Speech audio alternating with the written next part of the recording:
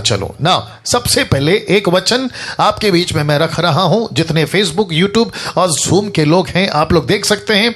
यूहन्ना की किताब उसका 1 और 1 यानी कि जॉन चैप्टर 1 वर्स 1। तो इस वचन को कौन नहीं जानता, लेकिन आज इस वचन का क्या कनेक्शन है टबरनैकल से और कैसे इसको जोड़ा है आपके बीच में मैं रखने जाऊंगा। तो लिखा है, वचन पढ़ लेते हैं। आदि में वचन था। वापस कहता हूं, आदि में वचन था। तो ये जो शब्द है ना आदि, तो इंग्लिश में उसको कहते हैं बिगिनिंग, शुरुआत में। तो आदि में वचन था।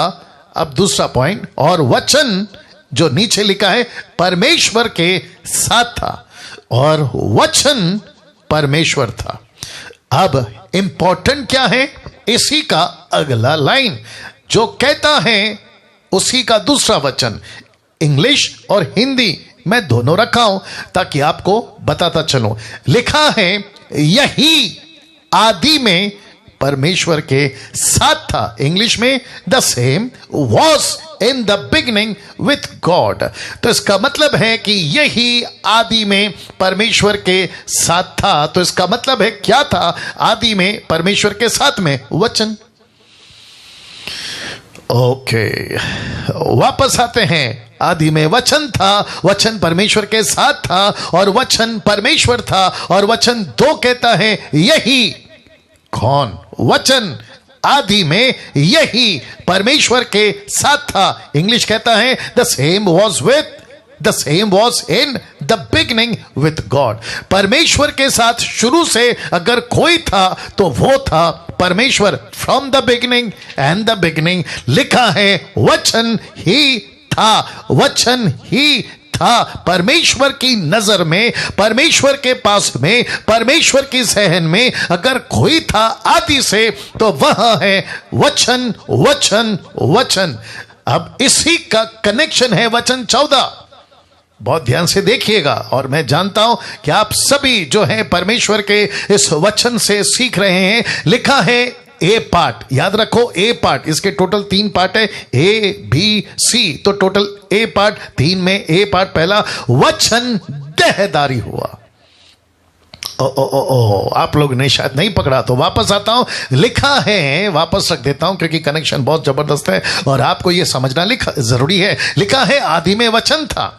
तो शुरू में जो परमेश्वर के साथ था वो खुद परमेश्वर था और वचन परमेश्वर था। और वचन 2 क्या कहता है? यही आदि में परमेश्वर के साथ था। The same was with beginning with God, the same was in the beginning with God. तो यही जो आदि में था, शुरू से था, परमेश्वर के साथ था, ये क्या करता है? वचन 14 का ए पार्ट कहता है वचन देहधारी हुआ। मतलब the word was became flesh। वचन देहधारी हुआ। और बी पार्ट क्या कहता देखिए, लिखा है अनुग्रह और सच्चाई से परिपूर्ण होकर हमारे बीच में डेरा किया। इंग्लिश में ब्रैकेट में लिखा है ड्वेल्ट। वचन ने क्या किया? डेरा किया। ये जो शब्द है डेरा, ये वाला देख लीजिए। जितने फेसबुक और यूट्यूब पे आप लोग देख रहे हैं, मैं आपसे रिक्वेस्ट करता हूं, ये जो है ना ड्वेल्ट, ये जो शब्द है डेरा किया, ये जो शब्द है डेरा, इसमें टबरनैकल है। ओके, इसमें क्या है? इसमें है टबरनैकल। इसको कहते हैं परमेश्वर ने जब यीशु को, जिसकी मैं बात कर रहा हूं, आदि में वचन था, वचन परमेश्वर के साथ था और यही परमेश्वर था।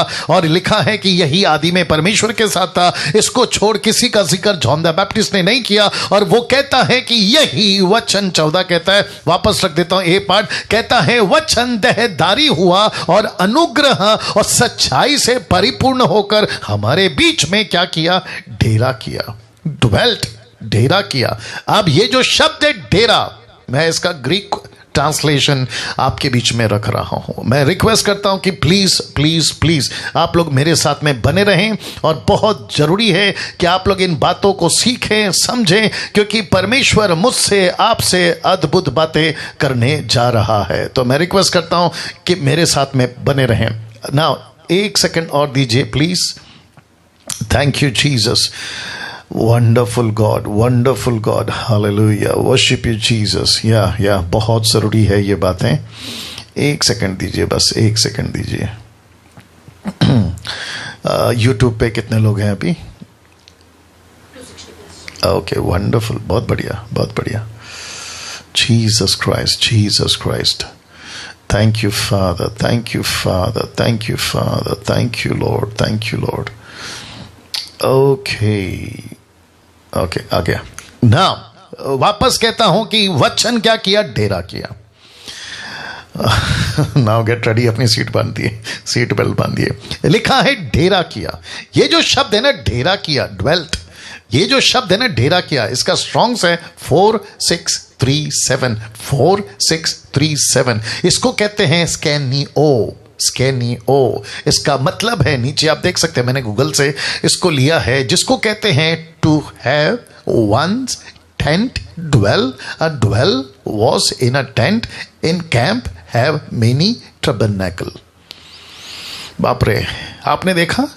इसका मतलब है कि जब यीशु मसीह पृथ्वी पर आए, जब यीशु मसीह पृथ्वी पर पैदा हुए, वचन को फिर रख रहा हूं, जब यीशु मसीह को पृथ्वी पर कहा जॉन द बैप्टिस्ट ने कि एक मसीहा पैदा हुआ है, गेट रेडी नाउ, यीशु पैदा हुआ है, तो वो कह रहा था कि पृथ्वी पे टबरनैकल पैदा हुआ है, पृथ्वी के ऊपर टबरनैकल आ चुका है। ये वही टबरनैकल है जिसको मूसा के द्वारा परमेश्वर ने कहा बना, इसको वैसा ही बना जैसा मैं कहता हूं। आपने कभी यूहन्ना 1:14 ऐसा नहीं पढ़ा होगा जैसा आज आपको पढ़ना है, और कहता है कि पृथ्वी पे चलता फिरता परमेश्वर का सच्चा, real, not the shadow but the real, जो कि मैंने फेसबुक पे डाला है, शैडो वर्सेस रियल। ये पृथ्वी पे चलता फिरता एक आपका टबरनैकल है, जो कि कहता है ग्रीक वर्ड में स्कैनियो। इसका मतलब है टेंट, जिसको लेकर घूम सकते हैं, जिसको लेकर चल सकते हैं। 40 साल क्या किया इन लोगों ने, फेसबुक वालों, यूट्यूब वालों। परमेश्वर का वचन, परमेश्वर की आत्मा आज मुझसे और आपसे बात कर रही है, वो लेकर चलते थे। और लिखा, मूसा कहता है, परमेश्वर कहता है मैं तेरे साथ साथ चलूंगा, मैं जहां तू जाएगा मैं तेरे साथ होऊंगा। मूसा कहता है अगर तू नहीं है तो मैं कदम नहीं चलूंगा। परमेश्वर ने कहा कि बेटा धीरज रख, बेटा बर्दाश्त कर, थोड़ा दिन रुक जा, मैं तुझे एक ऐसी चीज देने वाला हूं जहां पे तू सोच नहीं सकता कि यीशु जो आएगा आज से तेरे 2000 साल बाद, मूसा तेरे 2000 साल बाद, वो पूरी पृथ्वी पे चलता फिरता टबरनैकल होगा। और मैं आपको अभी से बताता चलूं कि हम शैडो के पीछे नहीं चल रहे हैं, हम रियल के पीछे चल रहे हैं। ताली बजाकर उस परमेश्वर को धन्यवाद करना जारी रखेगा। नाउ ये पॉइंट तो क्लियर हो गया कि पृथ्वी पे जब यीशु मसीह पैदा हुए तो उसको कहते हैं कि टबरनैकल पैदा हो गया। ये देख लीजिए, वाह, जिसको कहते हैं हिंदी में निवास स्थान। मैं वापस कहता हूं, तो पृथ्वी पे कौन पैदा हुआ? यीशु। ये पृथ्वी पे कौन पैदा हुआ? ग्रीक के ट्रांसलेशन निवास स्थान को इंग्लिश में क्या कहते हैं? टबरनैकल। तो इसका मतलब है कि परमेश्वर इस पृथ्वी पे पैदा हुआ। वो संदूक, वो निवास स्थान जो मूसा को दिया था, उसको परमेश्वर कहता है कि मैं उसको पृथ्वी पे पैदा कराऊंगा और वो चलेगा तुम्हारे साथ में। अब इसका सी पार्ट तो वापस रख देता हूं। ए पार्ट वचन देहधारी हुआ, बी पार्ट अनुग्रह और सच्चाई से परिपूर्ण होकर हमारे बीच में डेरा किया, ड्वेल्ट लिखा है, और इसका सी पार्ट दे रहा हूं। लिखा है और हमने, याद रखो, हमने, उधर कौन थे? यहूदी। उधर कौन थे? शास्त्री। उधर कौन थे? फरीसी। उधर कौन थे? John the Baptist. वहां पे कौन थे? ऐसे लोग थे जो मसीहा का इंक्वायरी करने जॉन को पूछ रहे थे, क्या तू वही है?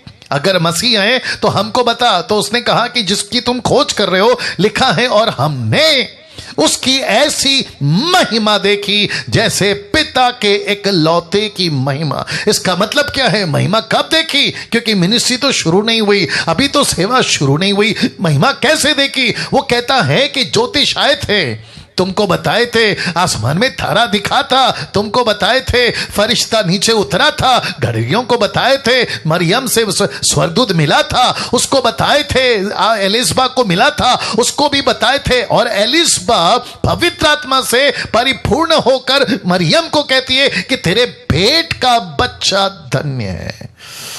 ओ हो। और ये सारी बातें लिखा है, हमने उसकी ऐसी महिमा देखी जैसे पिता के एक लौते की महिमा, और ये महिमा ठीक उतरी थी टबरनैकल के ऊपर। ये देख लीजिए, यही महिमा उतरी थी। तो इसका मतलब है, अब जरा देखिएगा, 1:14 फिर रख रहा हूं एक साथ में, लिखा है वचन देहधारी हुआ, अनुग्रह सच्चाई से परिपूर्ण होकर हमारे बीच में डेरा किया। टबरनैकल लिखा है, उसने उसकी ऐसी महिमा देखी और हमने उसकी ऐसी महिमा देखी जैसे पिता के इकलौते की महिमा। और इसी को लिखा है निर्गमन के 40 के 33 में, लिखा है एक्सोडस 40 का 33 to 34, लिखा है उसने निवास स्थान के चारों ओर वेदी के आसपास आंगन की कनात को खड़ा कराया या रख दिया, आंगन के द्वार के पर्दे को लटका दिया।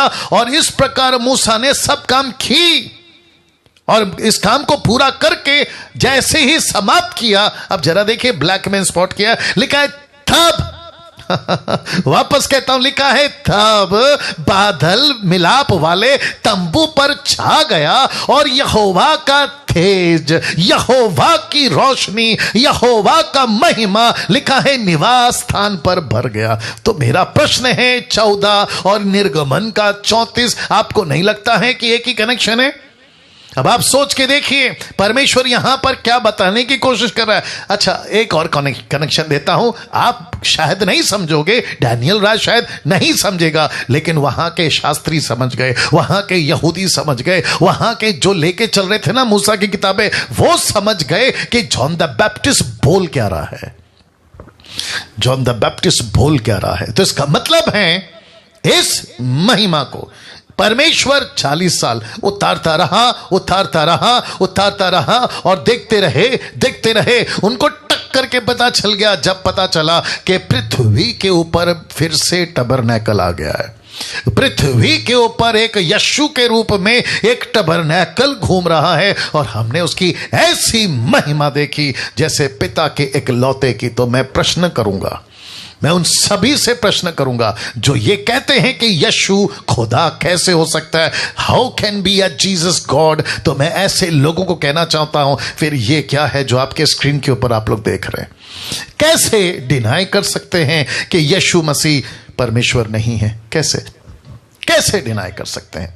अभी तो मैं शुरुआत किया हूं साहब, ये तो अभी कुछ भी नहीं है, अब रख रहा हूं कुलुसियों की किताब, उसका 2 अध्याय वचन 9, जानते हो क्या लिखा है? लिखा है क्योंकि उसमें, किसमें? यीशु में। लिखा है क्योंकि उसमें ईश्वरत्व की सारी परिपूर्णता सदैव वास करती है। सदैव का मतलब क्या है? In the beginning was the word, शुरुआत में वचन था, आदि में वचन था। तो यीशु में, कम ऑन, यीशु में ईश्वरत्व, परमेश्वर की बातें, मैं उसको इंग्लिश में भी रख रहा हूं आपके लिए। Colossians chapter 2 verse 9, for in him dwelleth all the fullness of Godhead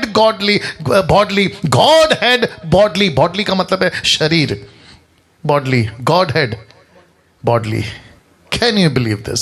इसका मतलब है यीशु के शरीर में परमेश्वर का गॉड हेड, ये देख लीजिए, परमेश्वर का ईश्वरत्व जो कि मैंने रखा है यहां पे, कहता है कि यीशु में परमेश्वर की, यीशु मसीह में परमेश्वर की ईश्वरत्व, गॉडलीहुड, क्या बात है, गॉड हेड यीशु में पाई जाती है। तो इसका मतलब क्या है? जरा इसको देखिए, यीशु के 2000 साल पहले इस्राएलियों को टबरनैकल, निवास स्थान, यीशु के 2000 साल पहले, अब यीशु मसीह को, आपको और मुझे पाए कितने हो गए? 2000। तो आज से 2000 साल पहले सच्चा टबरनैकल, निवास स्थान इस पृथ्वी पे आ चुका था, जिसमें ईश्वर की सारी परिपूर्णता सदैव वास करती है। Can you believe this?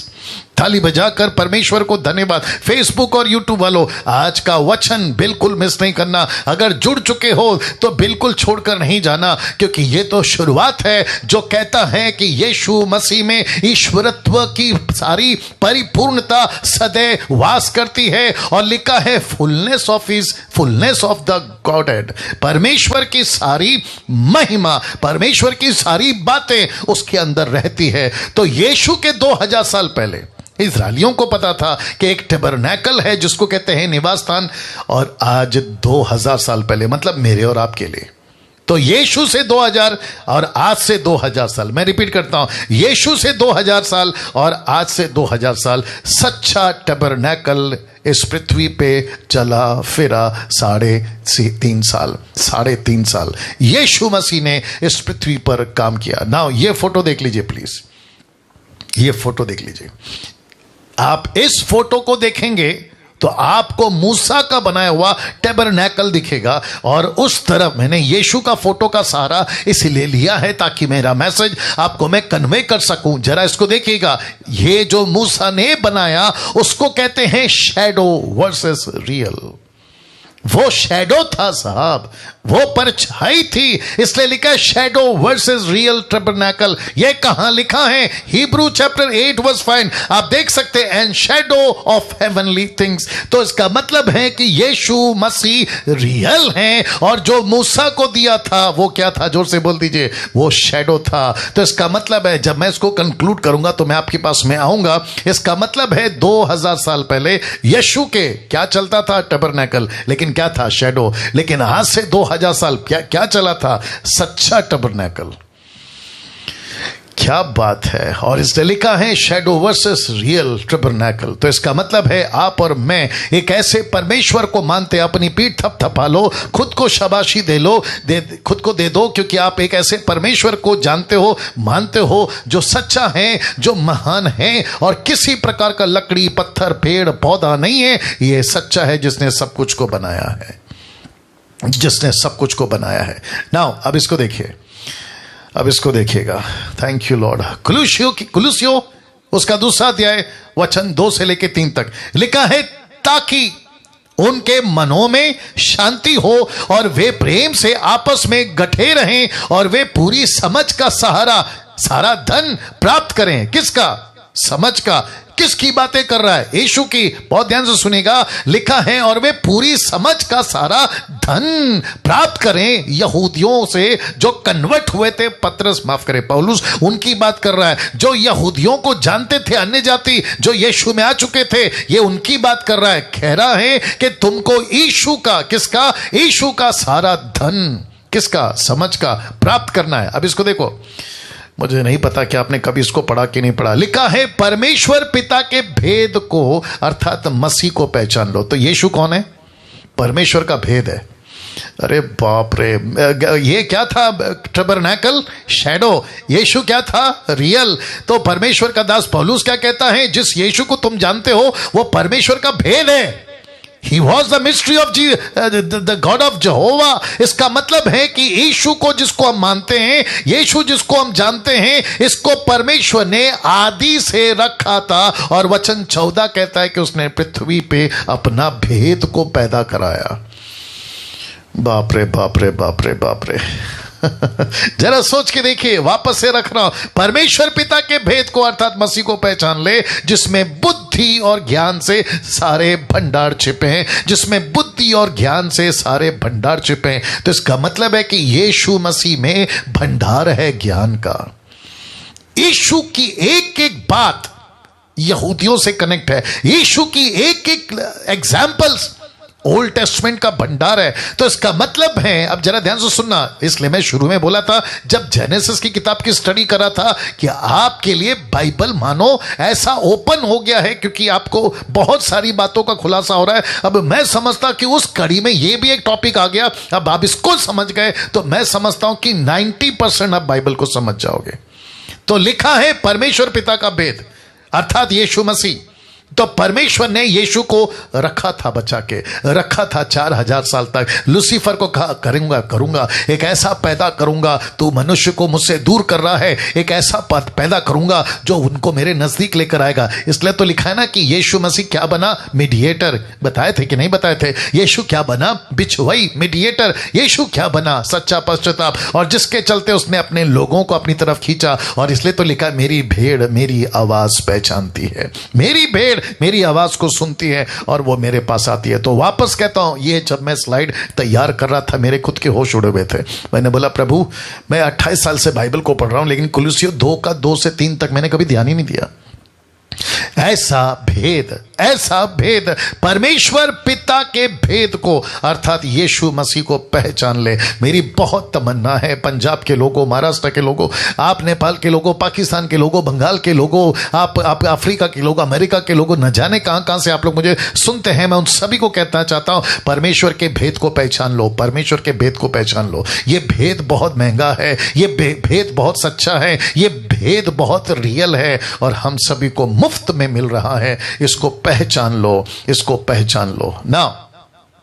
अब इसको देखिएगा, तो सच्चा निवास स्थान यीशु है, तो सच्चा निवास स्थान यीशु है, ना कि ये वाला, ना कि ये वाला, ना कि मूसा वाला। तो सच्चा निवास स्थान कौन है? यीशु है। अगर सच्चा निवास स्थान यीशु है तो मैं समझता हूं कि हमको उस निवास स्थान को समझना होगा जो मूसा लेके चला, और ताकि हम इस सच्चे को पहचाने कि कैसे परमेश्वर ने तब बात करी थी और कैसे अब बात कर रहा है, ताकि पूरी तरह से हमारी मसीहत मजबूत हो जाए और हम भी जान सके कि कितनी सच्चाई और कितनी रियलिटी है। आइए देखते हैं क्या क्या कनेक्शन है इन दोनों में। तो मैं फिर कहूंगा कि आप लोग तैयार हैं। अभी तक तो मैंने बेस डाला था, बेस समझते होंगे आप लोग, फाउंडेशन डाला था, अभी तो शुरुआत है। आइए देखते हैं क्या क्या कनेक्शन है इन दोनों में। एक ऐसा वचन जिसको मूसा के द्वारा परमेश्वर ने बताया, और मैं यहां से अभी आपके बीच में रखूंगा। निर्गमन की किताब 25:1 लिखा है, यहोवा ने मूसा से कहा। वचन 2, इस्राएलियों से यह कहना। क्या? आइए देखते हैं। लिखा है कि मेरे लिए भेंट लाएं, यानी कि ऑफरिंग, भेंट लाएं, जितनी अपनी इच्छा से देना चाहें उन्हीं सबों से मेरी भेंट लेना। इसका मतलब है कि ऑफरिंग जबरदस्ती ना तो तब था, ना अब है और ना कभी होगा। परमेश्वर को जबरदस्ती किसी का पैसा नहीं चाहिए। मैं जितने क्रिश्चियन हैं आज बोल रहा हूं, आप सभी को कह रहा हूं कि अगर कोई पास्टर, अगर कोई पादरी, अगर कोई बिशप, अगर कोई रेवरेंड, अगर कोई प्रभु का दास आपसे जबरदस्ती पैसा मांग रहा है, उसको नमस्ते कर दो, उसको नमस्ते कर दो। अगर आपको कोई कहता है कि देखो परमेश्वर आपके लिए आकाश के झरोखे खोल देगा, आप मुझे दो, तो उसको कहो कि सर ये बात प्रभु मुझसे बात करेगा तब दूंगा, लेकिन आपके जबरदस्ती से क्यों?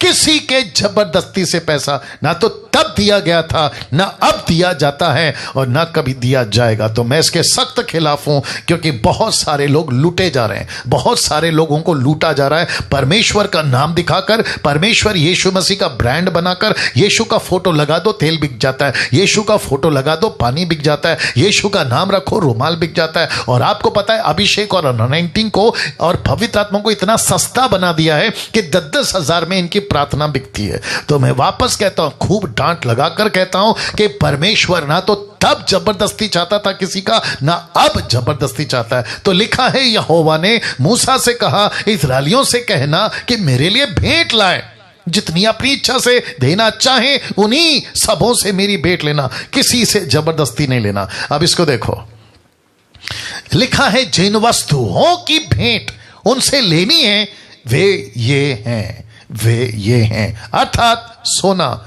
चांदी, पीतल। वाह, वापस कहता हूं क्या लिखा है? सोना, चांदी, पीतल।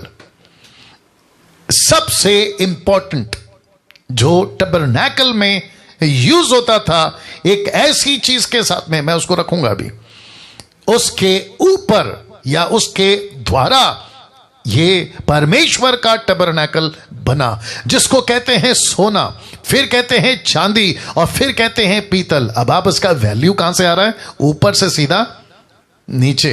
सोना बहुत महंगा, उससे थोड़ा सस्ता चांदी, उससे थोड़ा सस्ता पीतल। तो इसका मतलब है कि यीशु कहां से आया?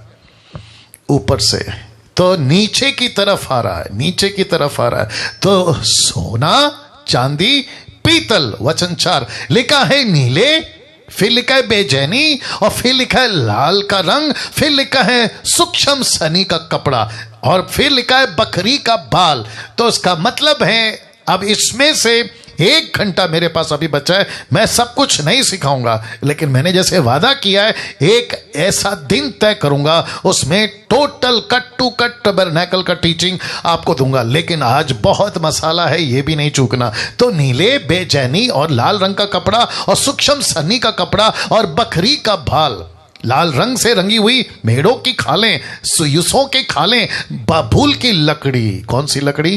बाबुल की लकड़ी। सबसे इंपॉर्टेंट बाबुल की लकड़ी बताऊंगा। फिर लिखा है वचन 6 में, उजियाले के लिए तेल, अभिषेक के लिए तेल के लिए और सुगंधित धूप के लिए सुगंध द्रव्य, यानी कि आप जानते हैं जो जिससे धुआं उठता है। वचन 7, एपोद और चपरास के लिए सुलेमानी पत्थर और जड़ने के लिए मणि। अब आप देखिए, सबसे पहला सोना, फिर चांदी, फिर पीतल, फिर उसके बाद में आप देख सकते हैं कि उसकी जो वैल्यू है ना, नीचे नीचे नीचे नीचे नीचे नीचे नीचे आते लकड़ी के पास पहुंची, और फिर लकड़ी से भी नीचे नीचे नीचे कहां पहुंची? पत्थर के पास। वाह, इसको जानबूझ के परमेश्वर ने रखा है। अब मैं आपको बताता हूं वचन 8 में क्या लिखा है, और मेरे लिए एक पवित्र स्थान बनाए कि मैं उनके बीच क्या करूं? ध्यान दीजिएगा, लिखा है उनके बीच निवास करूं। जो कुछ मैं तुझे दिखाता हूं, अर्थात निवास स्थान टैबरनैकल, उसके और उसके सब सामान का नमूना, याद रखो नमूना, उसी के अनुसार तुम लोग उसे बनाना। तो इसका मतलब है कि परमेश्वर को क्यों चाहिए टैबरनैकल? मनुष्य के बीच में रहने के लिए। परमेश्वर को क्यों चाहिए टैबरनैकल? मनुष्य से बात करने। परमेश्वर को क्यों चाहिए टैबरनैकल? ताकि मैं उनके साथ रहूं और वो मेरे साथ रहे। यीशु मसीह पृथ्वी पर क्यों आया? मैं रखूंगा। लेकिन ध्यान दीजिएगा, यहां बोल क्या रहा है पता है? वो बोल रहा है कि मूसा, एक ऐसा वक्त था जब मैं चाहता था, एक्सोडस चैप्टर 18, एक्सोडस चैप्टर 19 में मैंने जब कहा कि इनको लाओ, तो ये क्या कहते हैं? मूसा, हम तो बात नहीं करेंगे, हमको डर लगता है। किससे? परमेश्वर से। हमारी तो हालत खराब होती है, वो बिजली, वो बादल, वो धुआं, ये सब आग को देखकर हम डरते हैं, हम तो बात नहीं करेंगे, बल्कि तू बात कर। ये बात परमेश्वर को अच्छी नहीं लगी। परमेश्वर ने कहा कि ओके, ये मुझसे डरते हैं, मैं इनके बीच में उतरूंगा। Come on, get ready now. ये मुझसे डरते हैं, मैं इनके पास आऊंगा। ये मुझसे डरते हैं, मैं इनके बीच में रहूंगा, दिन रात, सुबह शाम, 24 घंटे। और आपको बता दूं, वो परमेश्वर शैडो था, उसने कहा ये मुझसे डरते हैं, मैं इनके बीच में निवास स्थान बनाऊंगा। लेकिन उसको नहीं पता था, मूसा को नहीं पता था। और वचन कहता है कि यीशु मसीह ने एक ऐसा रास्ता खोल दिया कि परमेश्वर अभी बाहर नहीं, अब तो वो हमारे अंदर है। अब वो कहता है कि कहां जाओगे? मेरे को तुम्हारे साथ संगति करनी है, मुझे तुम्हारे साथ रहना है। ये था, परमेश्वर कहता है मैं उनके बीच में निवास करूंगा, मैं उनके बीच में निवास करूंगा। नाउ मैं आपको बताता चलूं कि सोना क्या है, चांदी क्या है। जरा फोटो देख लीजिए प्लीज, ये फोटो देख लीजिए। मेरी कोशिश है कि मैं आपको हर चीज बताता चलूं, समझाता चलूं। यूट्यूब पे कितने? यूट्यूब पे ये है, ओके। बहुत ध्यान से सुनिएगा। मैं समझता हूं कि कम से कम 1000 के लोग या 900 के आसपास लोग जुड़ चुके हैं। चलिए, सोना अलौकिक या अलौकिकता, जिसको कहते हैं ये क्या लिखा है? या डिवाइनिटी, यानी कि डिवाइन, अलौकिक। चांदी छुटकारा, जिसको कहते हैं रिडेम्पशन। सोना किसको दर्शाता है? अलौकिकता, डिवाइन या डिवाइनिटी। ये चांदी किसको दर्शाता है? छुटकारा। ये परमेश्वर ने क्या कहा था? सबसे पहला क्या चाहिए? वापस रखता हूं, सोना, चांदी, पीतल। तो यहां सोना का मतलब है अलौकिकता, डिवाइन। चांदी का मतलब क्या है? छुटकारा, रिडेम्पशन। और पीतल जो दर्शाता है दुख उठाना, सफरिंग। और सबसे ज्यादा इस टैबरनैकल में आप कहीं पे भी, जब मैं इसकी फुल टीचिंग दूंगा, तो सबसे ज्यादा पीतल ही इस्तेमाल हुआ है, पीतल ही इस्तेमाल हुआ है। जितने भी फैंस थे ना जो टोटल चारों घेर के रखे, उसमें पीतल, जो सैक्रिफाइस का अभी मैं रखूंगा उसमें भी पीतल। तो हर जगह पे पीतल पीतल पीतल, और ये बताता है दुख उठाना। तो वापस कहता हूं, सोने का मतलब है डिविनिटी या अलौकिकता, चांदी का मतलब है छुटकारा रिडेम्पशन, और पीतल का मतलब है दुख उठाना। और यीशु मसीह इस पृथ्वी पर दुख उठाने के लिए आया। यशाया कहता है उसने उफ तक नहीं किया और वो दुख उठाता चला गया। तो इसका मतलब है कि सबसे ज्यादा टबरनैकल में जो यूज हुआ वह है पीतल। अब इसको देखें, नीला या नीले, ब्लू किसको दर्शाता है? Son of God. हमेशा बाइबल में नीला, आकाश के झरोखे खोलकर तुम पर अपरंपार की आशीष, मलाकी 3:10 याद आ गया होगा। तो जब कभी भी नीला ऊपर किसको दर्शाता है? आकाश। आकाश का कलर क्या है? नीला। तो नीला दर्शाता है सन ऑफ गॉड। और पर्पल यानी कि बैजनी किसको दर्शाता है? Jesus the king. फिर उसके बाद में लाल रंग किसको दर्शाता है? Jesus the saviour. फिर उसके बाद में सूक्ष्म सनी, फाइन लेनन, दूसरे शब्दों में सफेद है इसका कलर, ये किसको दर्शाता है? Jesus the perfect man. अब इन सब का कनेक्शन किससे है? The book of John, the book of Matthew, the book of look, the book of mark. बाप रे बाप रे। तो इसका मतलब है कि मूसा ने यीशु मसीह का गॉस्पल, यीशु मसीह का सुसमाचार, यहूदी किसको लेके चले? मत्ती की किताब, यूहन्ना की किताब, मत्ती की किताब, लूका की किताब, मरकुस की किताब। इसलिए पौलुस कहता है अगर तुम उसको जान जाते, उसको क्रूस पे नहीं चढ़ाते।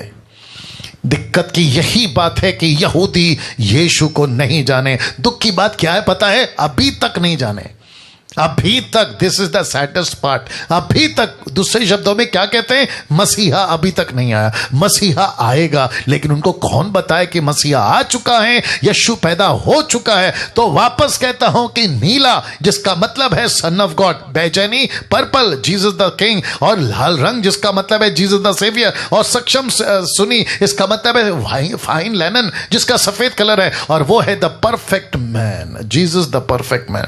John, Matthew, look, mark. मैंने मैथ्यू, मार्क, लूक, जॉन नहीं लिखा है क्योंकि सीक्वेंस में नहीं है। सीक्वेंस में है नीला, बैजनी, लाल और सूक्ष्म सनी यानी कि फाइन लेनन। तो इसको कहते हैं 4 सुसमाचार। अब इसमें बहुत कुछ जोड़ सकता था क्योंकि जिसको मैं समझता हूं बहुत लंबा हो जाता, मैंने कट किया। बट मैं वापस कहता हूं कि मैं जिस दिन टबरनैकल का टीचिंग लाऊंगा उसमें कट टू कट बताऊंगा ना। इसको देख लीजिएगा, इसको देख लीजिएगा। द पर्पस ऑफ टबरनैकल, मैं इसके ऊपर बात करूंगा। द पर्पस ऑफ टबरनैकल लिखा है, क्यों कहा परमेश्वर ने निवास स्थान बनाने, क्यों कहा? Question mark. बहुत ध्यान दीजिएगा, क्यों कहा कि निवास स्थान बनाओ, टबरनैकल बनाओ? और उसके 4 कारण हैं। मजा आएगा आपको। वापस कहता हूं इसके 4 कारण हैं।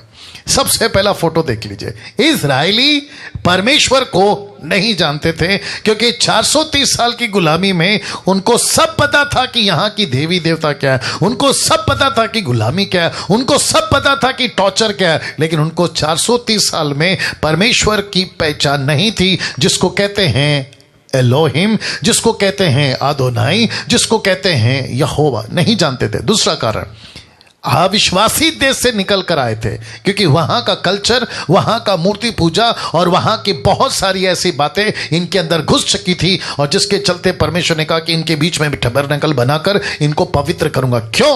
क्योंकि इसी में से मसीहा निकलेगा। वह तीसरा पॉइंट, कहीं मूर्ति पूजक ना बन जाए। और चौथा, मसीहा को इन्हीं में से आना था। तो जिसके चलते द पर्पस ऑफ टबरनैकल का ये 4 कारण है। एक है इजरायली परमेश्वर को नहीं जानते थे ताकि वो जाने कौन? सच्चे परमेश्वर को। अविश्वासी देश से निकल कर आए थे तो परमेश्वर उनको बताना चाहता था कि सच्चा परमेश्वर कौन है। और तीसरा, जो परमेश्वर हर बार कहता था मूर्ति पूजा से बचो, मूर्ति पूजा से बचो, मूर्ति पूजा से बचो। और मैं आपको बता दूं कि जब संदूक यानी कि वाचा का संदूक को दिखाऊंगा उसका कनेक्शन मूर्ति पूजा से नहीं है, यह भी बताऊंगा। चौथा कारण, मसीहा को इन्हीं में से आना था। तो ऐसा मसीहा जो पवित्र है, ऐसा मसीहा जो टबरनैकल है, खुद टबरनैकल है, इसका शैडो नहीं रखेगा तो फिर रियलिटी का कैसे पता चलेगा? अभी इसको देखिए, निर्गमन की किताब 25:8। वाह जी, निर्गमन की किताब उसका 25:8। जानते हो क्या लिखा है? लिखा है, और वे मेरे लिए लिखा है एक पवित्र स्थान बनाए कि मैं उनके बीच। अब फोटो देख लीजिए, उनके बीच, इनके चारों तरफ क्या है पता है? 6 लाख लोगों की आबादी, इनके आसपास दाएं बाएं लेफ्ट राइट चारों तरफ फैले हुए, और उनके बीच, मैं वापस कहता हूं, उनके बीच देख लीजिए एक ऐसा पवित्र स्थान कि मैं उनके बीच, लिखा है निवास करूं, उनके बीच मैं निवास करूं। वाह, उनके बीच निवास करूं। अब इसका कनेक्शन यीशु के साथ कैसा है, आइए देखते हैं। आप लोग तैयार हैं? मैं सबको पूछ रहा हूं, जितने जूम पे हैं, फेसबुक पे हैं, यूट्यूब पे हैं, मैं वापस कह रहा हूं, जितनी ताकत है ना आपके अंदर, आज उसको ले लीजिएगा, दिमाग पूरा इसमें डाल दीजिएगा, जरा भी डिस्टर्ब नहीं होना। सबसे पहला फोटो देख लीजिए, ये वो औरत, ये वो महिला, ये वो स्त्री है जिसको कहते हैं मरियम।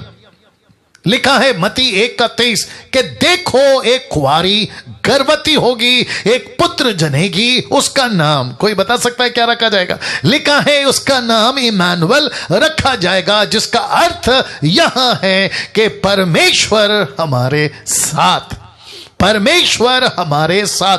ये इमानुएल का मतलब ही है परमेश्वर हमारे साथ। तो इसका मतलब है कि जब परमेश्वर यहां कह रहा था मुझे एक पवित्र स्थान बना, तो दूसरे शब्दों में कह रहा था एक इमानुएल आएगा, एक मसीहा आएगा, एक ऐसा परमेश्वर आएगा जो तुम्हारे बीच में चला उठा बैठा करेगा, और उसका नाम होगा यीशु मसीह। और इसी औरत को जब गर्भ हुआ, कोई जानता है स्वर्गदूत ने क्या कहा?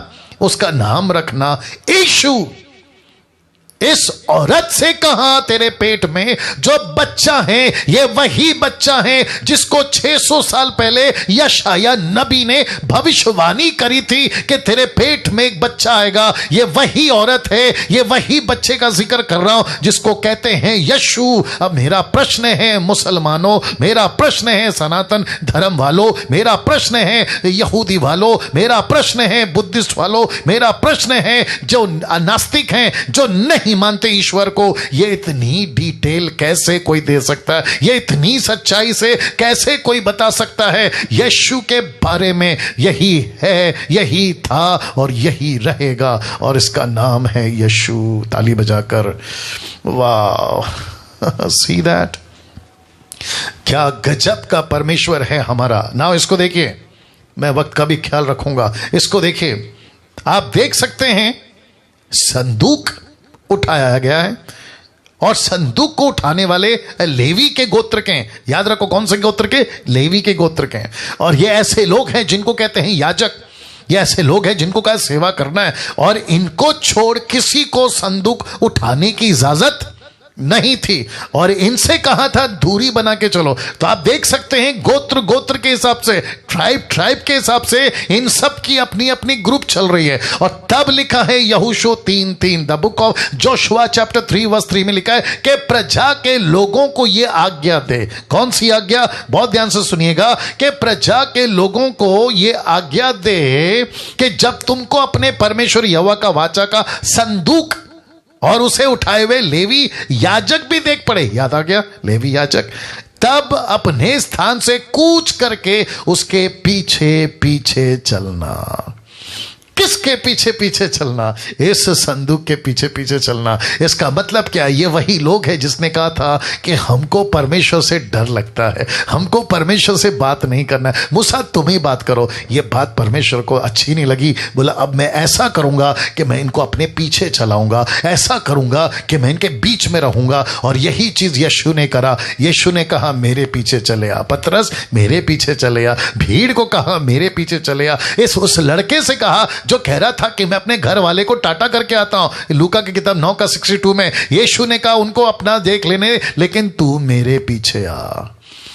मैं सबको कहना चाहता हूं यीशु के पीछे चलो, पत्थर के, लकड़ी के, प्लास्टिक के नहीं, यीशु के पीछे चलो जो सच्चा परमेश्वर है। और जैसे ही तुमको पता चले संदूक उठ गया है, उसके पीछे पीछे चले आना। ना मत्ती की किताब उसका 28:20 जानते हो क्या लिखा है? लिखा है उन्हें सब बातें जो मैंने तुम्हें आज्ञा दी है मानना सिखाओ, और देखो मैं जगत के अंत तक, कोई बता सकता है क्या लिखा है? सदैव तुम्हारे संग रहूंगा। वाह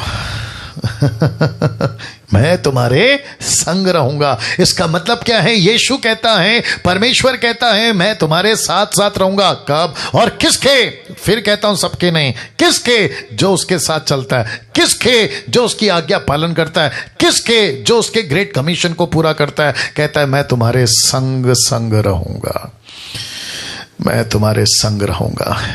अब हम थोड़ा सा डेप्थ में जा रहे हैं, दूसरे शब्दों में गहराई में जा रहे हैं। और जितने फेसबुक यूट्यूब पे वॉच पार्टी शेयर करना, और आपका जो टिक टिक है ना, थंब वाला, हार्ट वाला, या कमेंट्स करना, उसको जारी रखें। मैं जानता हूं कि आपका फोकस अभी मेरी टीचिंग को सुनने में है, लेकिन हाथ को जारी रखिएगा, ठीक है ना। जूम के लोग सिर्फ देखिएगा, सुनिएगा, ठीक है ना। वाह क्या बात है। नाउ आपके स्क्रीन के ऊपर आप देख सकते हैं 4 पिलर हैं। कितने पिलर हैं? 4 पिलर हैं। ऊपर क्या है? चांदी। नीचे क्या है? पीतल। बीच में क्या है? लकड़ी।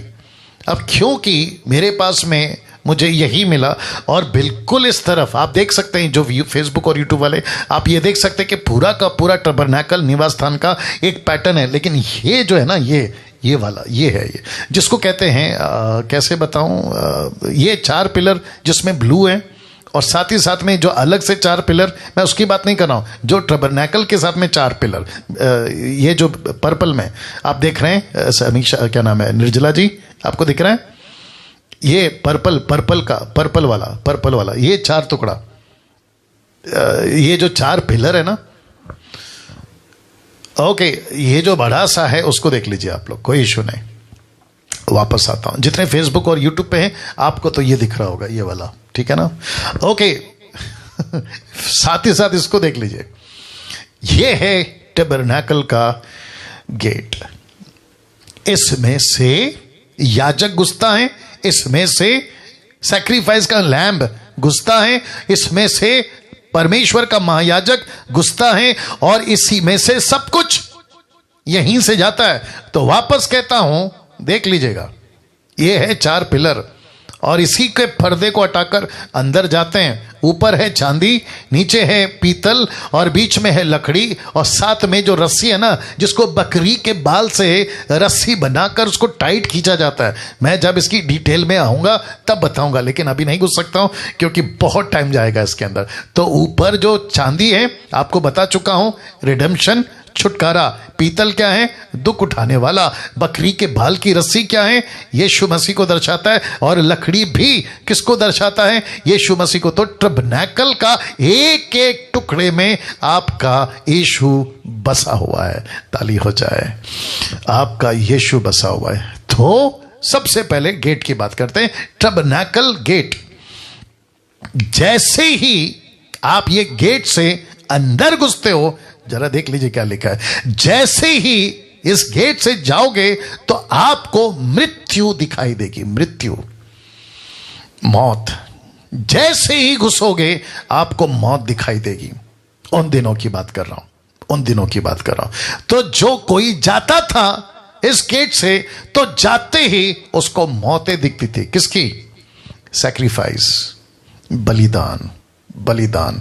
और परमेश्वर के पास जाना है तो मरना पड़ेगा, मरना पड़ेगा। और इसी को रोमियो 6:8 क्या कहता है पता है? सो यदि हम मसीह के साथ मर गए, तो इसका मतलब है, कम ऑन गेट रेडी, जिस दिन यीशु मर रहा था उस दिन डैनियल मर रहा था। जिस दिन यीशु मर रहा था उस दिन आप जितने देख रहे हैं आप मर रहे थे। जिस दिन यीशु मर रहा था उस दिन हम सबके पाप को लेकर यीशु मर रहा था। और लिखा है, इसलिए पौलुस कहता है, सो यदि मसीह में, यदि तुम मसीह में हो तो तुम उसके साथ मर गए हो। तो जैसे ही जैसे ही आप इस गेट से घुसते हैं आपको मरना पड़ेगा, आपको मरना पड़ेगा। आपके घमंड को मारो, आपके लालच को मारो, आपके पाप को मारो, आपके मैं को मारो। मैं, आई, वी, ये जो होता है ना, मैंने, उसको मारो। अपने घमंड को मारो, अपने अहंकार को मारो, हर चीज को मारो। और सबसे बड़ी चीज है अपने शरीर में जितनी भी बातें हैं उसको मारो। और तब जाकर परमेश्वर कहता है, जैसे ही तुम गेट में घुसते हो, ये क्या क्या बताता है? तुमको मरना पड़ेगा, तुमको मरना पड़ेगा। So we have to die. हम जब कभी भी परमेश्वर के पास में आते हैं, हम कैसे आते हैं? हम खुद को लेके नहीं आते। हम अपने शरीर को लेकर नहीं आते, हम अपने पाप को लेकर नहीं आते। हम इस ये जो दिख रहा है ना, जहां पे महायाजक खड़ा है, जहां पे एक मेमने को जलाया जा रहा है, हम वहां पे मर जाते हैं। हम वहां पे मर जाते हैं क्योंकि यीशु जैसे ही गेट में गुजरा, लिखा है मैं ही गेट हूं। याद आ गया होगा आपको, मैं गेट हूं। तो यीशु जैसे गुजरा, यीशु की मौत हो गई। कौन चाहता था इसकी मौत हो? परमेश्वर चाहता था। इसलिए मैंने लिखा है द परफेक्ट सैक्रिफाइस। मुझे नहीं पता, आज गुड फ्राइडे के दिन बहुत सारे जो आधे दिमाग के लोग हैं वो शायद खुद को सजा दे रहे होंगे, खुद को पीट रहे होंगे, क्रूस पे भी चढ़ा दिए होंगे। कई कई कंट्रीज में ऐसा होता है कि खुद को भी क्रूस पे चढ़ा देते हैं। लिटरली हाथ पे खिल्ला मार लेते हैं, पैर पे खिल्ला मार लेते हैं और खुद को रस्सी से बांध लेते हैं और कंधे पे क्रूस भी खींच कर लेकर जाते हैं। ऐसा करने की जरूरत नहीं है, क्योंकि ऐसा अगर कर रहे हो तो तुम ये साबित कर रहे हो कि ये जो मसीह मेमना, जिसको जॉन द बैप्टिस्ट ने कहा कि देखो जगत का मेमना आ रहा है, तुमको उसकी कुर्बानी, उसके सैक्रिफाइस पे शक है, तब जाकर तुम ऐसा कर रहे हो। आपको मारना है, किसको मारना है? आपको खुद को नहीं मारना है, आपके पाप को, आपके अहंकार को, आपके लालच को, आपके उन सभी चीजों को मारना है जिसको परमेश्वर कहता है अगर मेरे पास आना है तो मरना पड़ेगा। रोमियो 6:8 कहता है हम मसीह के साथ मर गए। क्या बात है, क्या बात है। अब ये देख लीजिएगा, मैंने जानबूझ के जहां सैक्रिफाइस करते हैं ना, वो जो वेदी है ना, मैंने जानबूझ के उसको बड़ा सा रखा है। अब आपको पता है ये क्या है? मैं आपको बताता हूं। आप पहले पूरा टबरनेकल देख लो और आप जैसे ही अंदर घुसते हो, ये वाला, आप जैसे ही अंदर घुसते हो तो आपको ये दिखता है, ये है ये वाला, जिसको मैंने जूम करके आपके लिए रखा है, ठीक है ना, फर्स्ट।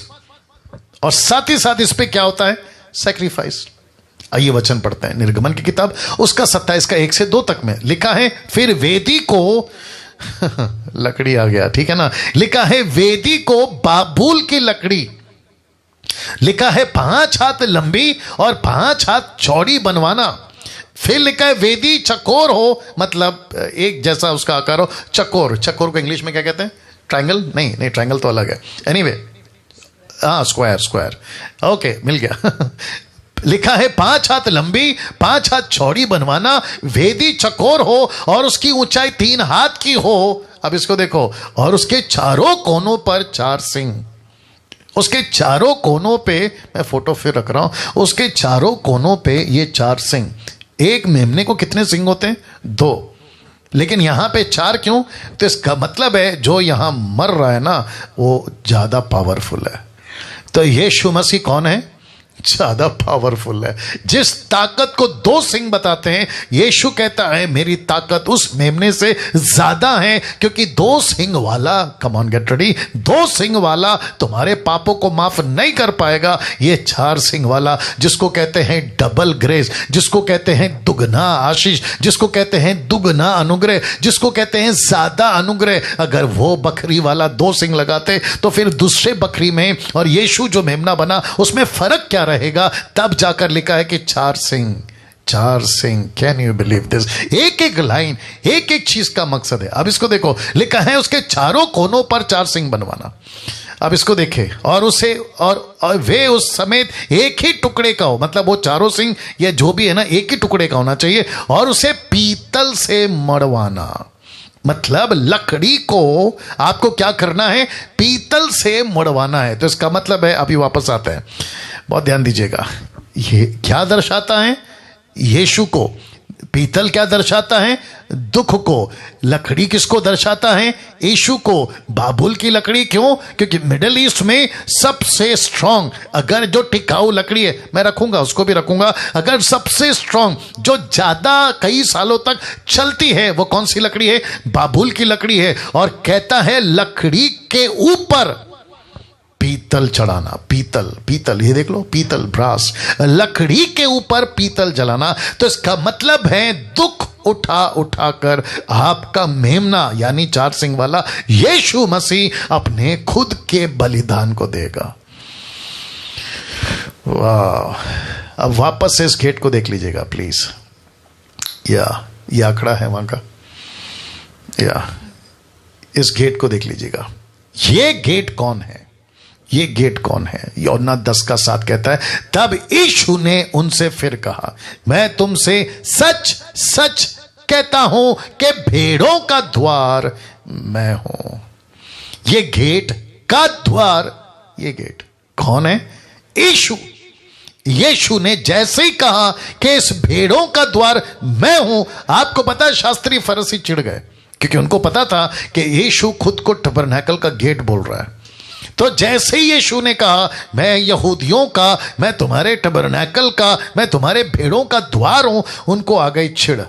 और तब जाकर लिखा है कि वो यीशु से चिढ़ते थे क्योंकि वो खुद को परमेश्वर भी कहता था और ये सारी चीजें कहता था। और याद रखो, यीशु कौन था? यहूदी। यीशु कहां पैदा हुआ? यहूदी कौम में। यीशु का बैकग्राउंड क्या है? यहूदी। यीशु की जीनोलॉजी क्या है? यहूदी। यीशु मसीह कौन से पार्श्वभूमि से आता है? यहूदी। तो टोटल कनेक्शन किसके साथ है? यहूदी के साथ। तो यीशु की बातें भी कौन सी होगी? यहूदी वाली। एग्जाम्पल्स कौन सी होगी? यहूदी वाली। तब जाकर पौलुस कहता है कि यीशु की भी बातें और हमारी भी बातें rightly dividing the word of truth. कई बार हम क्या करते हैं? यीशु ने कहा है, ऑफ कोर्स यीशु ने कहा है, लेकिन समझना होगा कि वहां का कल्चर क्या है, वहां का वक्त क्या है। तो यीशु कहता है भेड़ों का द्वार मैं हूं। नाउ लिखा है वेदी को बाबुल की लकड़ी से क्यों और उसे पीतल से मड़वाना क्यों? तो सबसे पहला ये फोटो देख लीजिए, आप लोगों को दिख रहा होगा। ये बगल में पेड़ कौन सा है पता है जी? ये जो बगल में पेड़ है ना, ये ऐसे कांटोदार पेड़ है, कांटे वाला, बाबुल का कांटा, इसलिए कहना बाबुल की लकड़ी। और जिसको रखकर बनाना है, ये क्या है? जिसको कहते हैं ब्रास, यानी कि पीतल। तो लकड़ी का ये वेदी और उसके ऊपर चढ़ाना क्या है? पीतल। तो अब आप मुझे प्लीज बताइए, जब मैं आऊंगा यीशु के जिसको कहते हैं ना मुकुट, कांटों का मुकुट, मैं उसके ऊपर आऊंगा, लेकिन अभी से बता दीजिए ये किसको दर्शाता है? यीशु को। ये पीतल किसको दर्शाता है? यीशु के दुख को। अब आप देखिए, बाबुल की लकड़ी यीशु का शरीर से जन्म लेना, पीतल से मड़वाना यीशु का शरीर में दुख उठाना। गलतियों की किताब 3:13, मसीह ने जो हमारे लिए श्रापित बना और लिखा है हमें मोह लेकर व्यवस्था के श्राप से छुड़ाया, क्योंकि लिखा है जो काठ पर लटकाया जाता है, काठ पर, ये काठ पर जो लटकाया जाता है वो क्या है? बोल दीजिए प्लीज।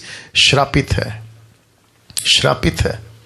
प्रकाशित वाक्य 1:15, उसके पांव उत्तम पीतल के समान थे जो भानो भट्टी में तपाए गए। किसके? यीशु के।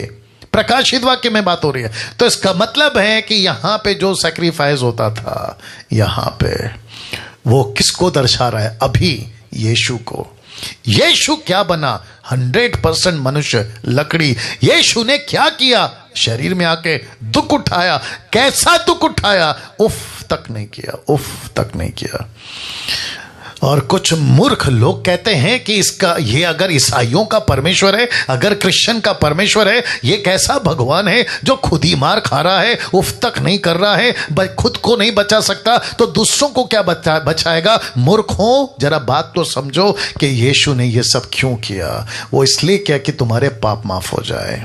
वो तुमको बचाने के लिए उफ तक नहीं किया। इसलिए लिखा है उसने दुख उठाया, और ऐसा दुख उठाया कि लिखा है पीतल के समान मानो भट्टी में तपाया गया। भट्टी क्या है? जहां आग लगाकर उसके गोश्त को जलाया जाता है, सैक्रिफाइस वाले गोश्त को।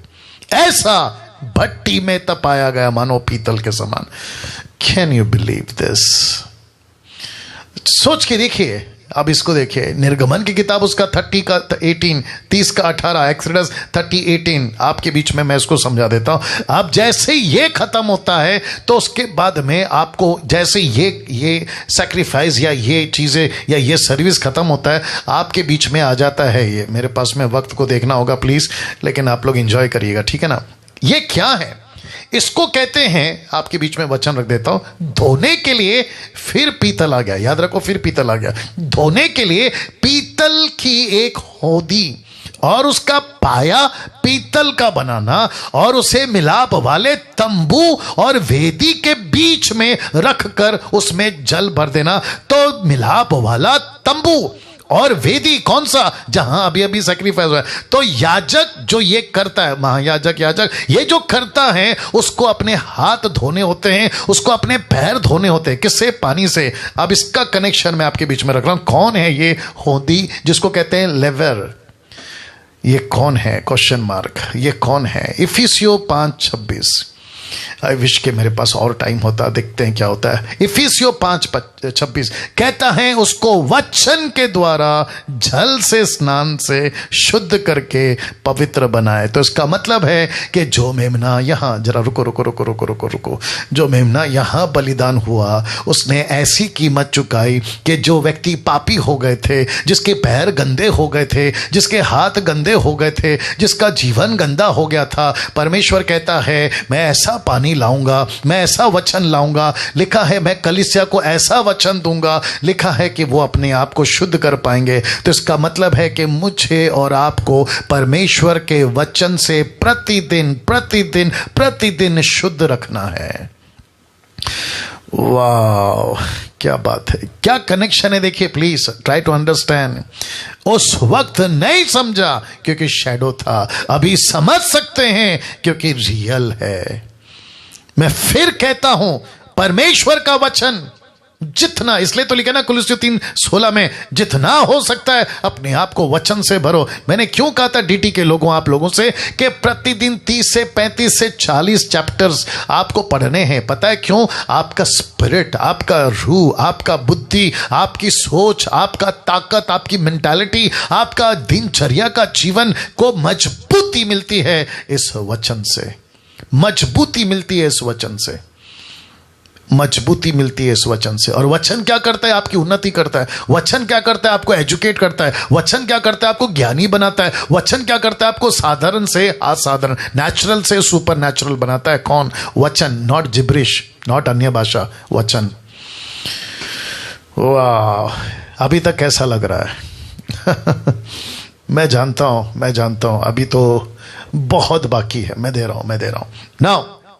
अब डायरेक्ट हम जाते हैं सीधा अंदर, जिसको कहते हैं होली ऑफ होली प्लेस, अति पवित्र स्थान।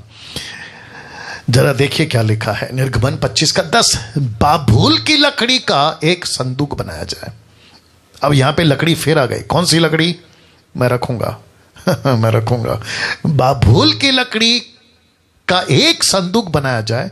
और वचन 11 कहता है उसको चौखे सोने से भीतर और बाहर मुड़वाना। तो पहला लकड़ी था, लेकिन ऊपर क्या था? पीतल। लेकिन अभी क्या है?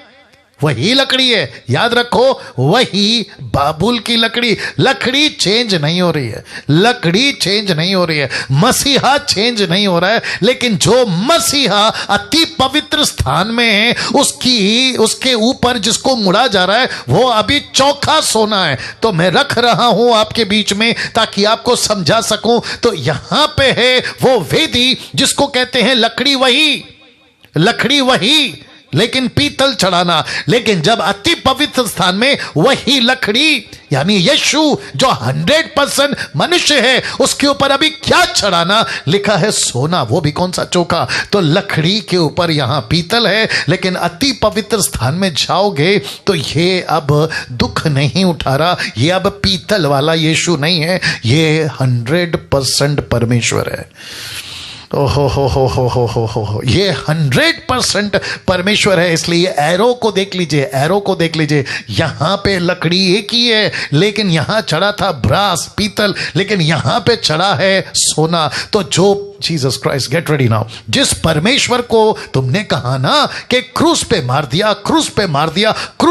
दिया, इसका खेल खत्म कर दिया, मूर्खो, तुम नहीं जानते थे तब भी, नहीं जानते थे अब भी कि वो बकरी का बच्चा क्रूस पे जरूर मरा था, लेकिन उसके अंदर से जो था ना, वो बब्बर शेर था, वो परमेश्वर था जो तीसरे दिन चीरता फाड़ता हुआ फिर से जिंदा हो गया।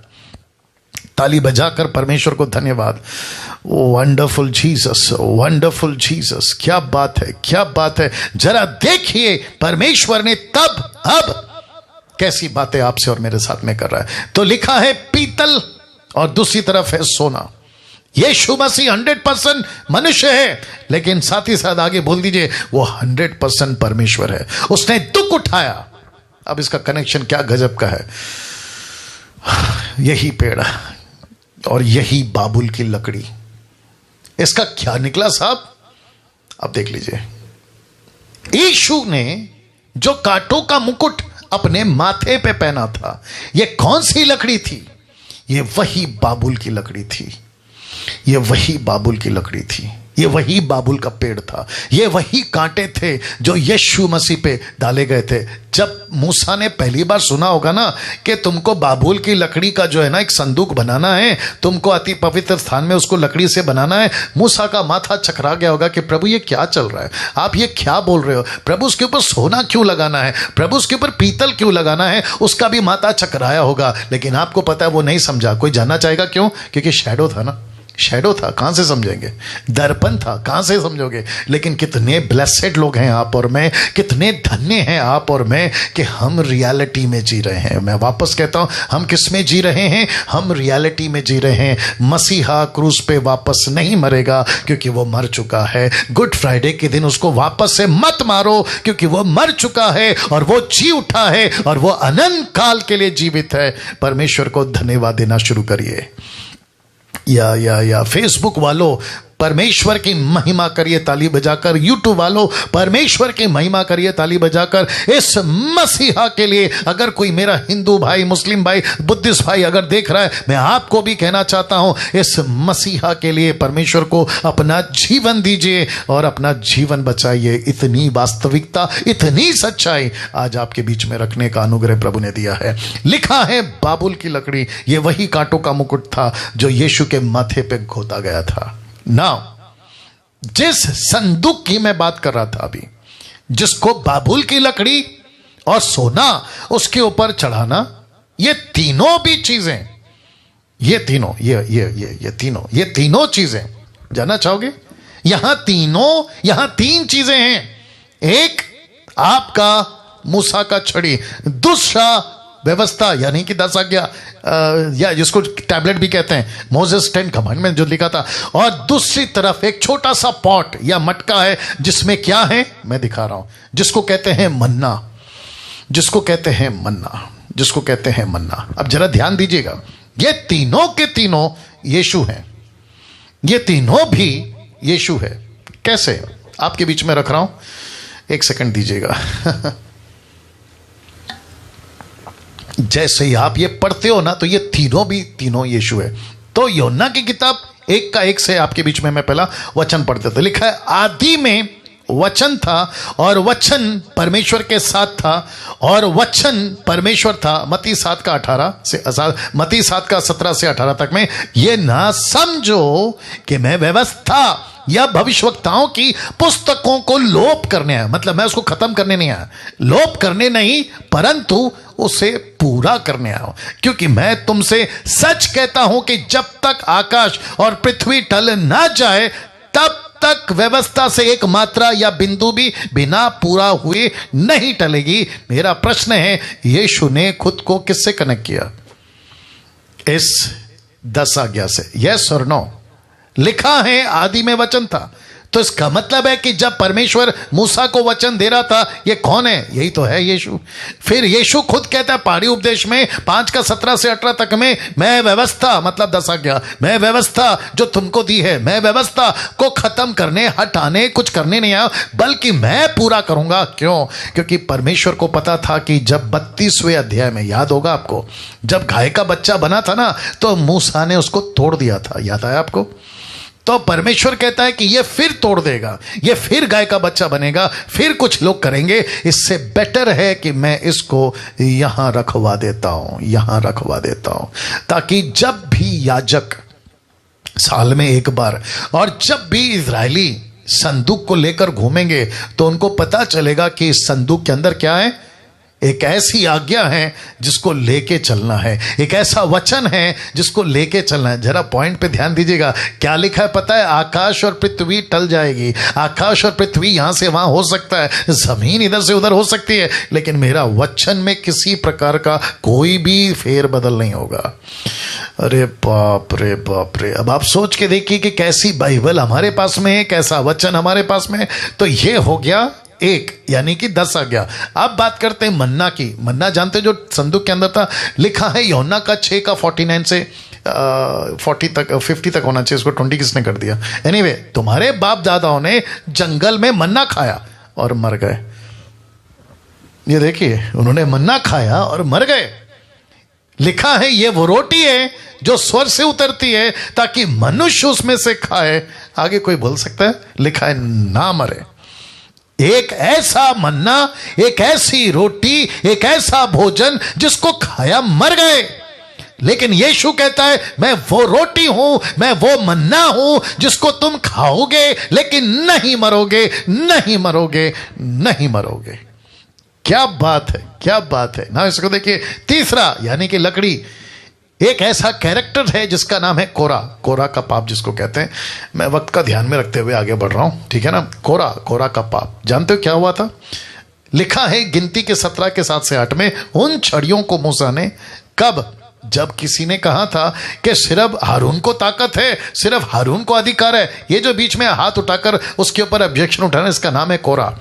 मैं आपको बताता हूं। तो इसने क्या कहा पता है? क्या परमेश्वर सिर्फ हारून से बात करता है, मूसा से बात करता है? तब परमेश्वर ने मूसा को बोला, एक काम कर, इन सब की छड़ी ले और संदूक के पास में लेकर आ।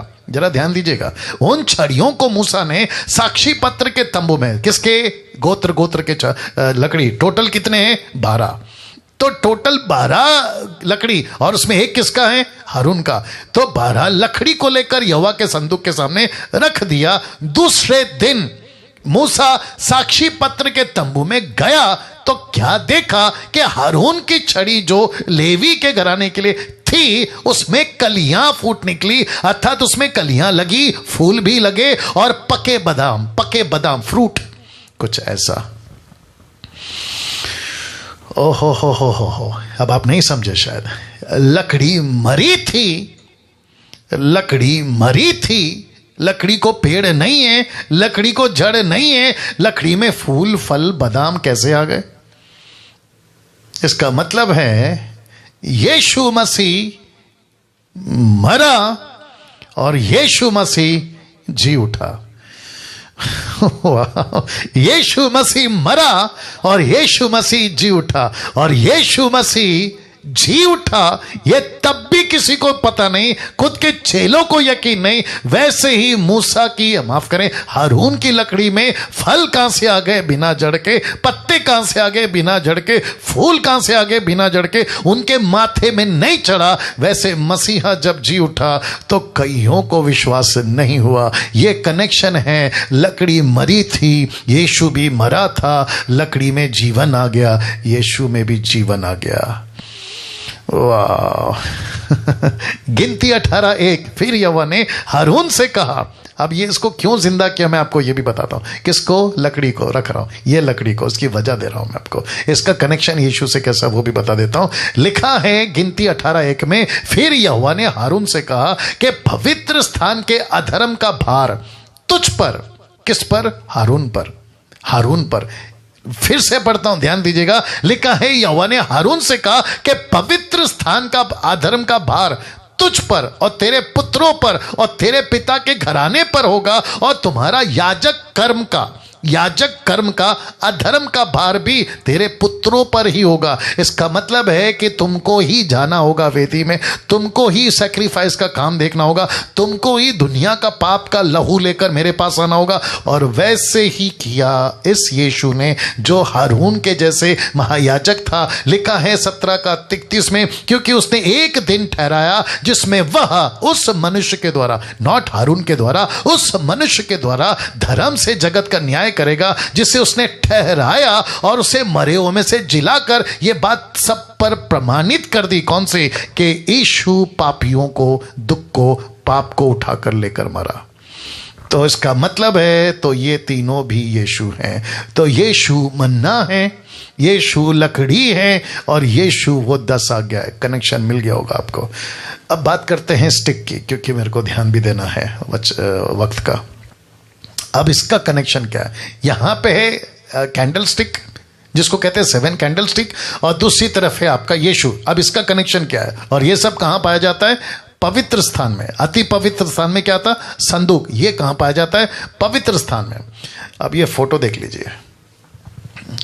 सबसे पहले आपको बताता चलूं, ये जितने फेसबुक और यूट्यूब पे हैं, आपको बताता चलूं कि ये जो 7 स्टिक का कैंडल है ना, इसकी सिर्फ और सिर्फ बीच वाली लकड़ी या बीच वाला स्टिक या बीच वाला एंगल में ही तेल डाला जाता है और वहीं से तेल सप्लाई होकर बाकी जितने 3 इस तरफ 3 इस तरफ, टोटल 6 जगह पे तेल पहुंच जाता है। अगर बीच वाला लकड़ी या माफ करें कैंडल स्टिक में अगर तेल नहीं है, आगे कोई बोल सकता है?